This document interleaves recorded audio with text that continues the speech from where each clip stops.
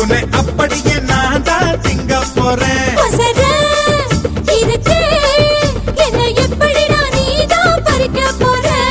அணிலாக மாறினான், அழகாக தாவினான், அங்கங்க உன்னை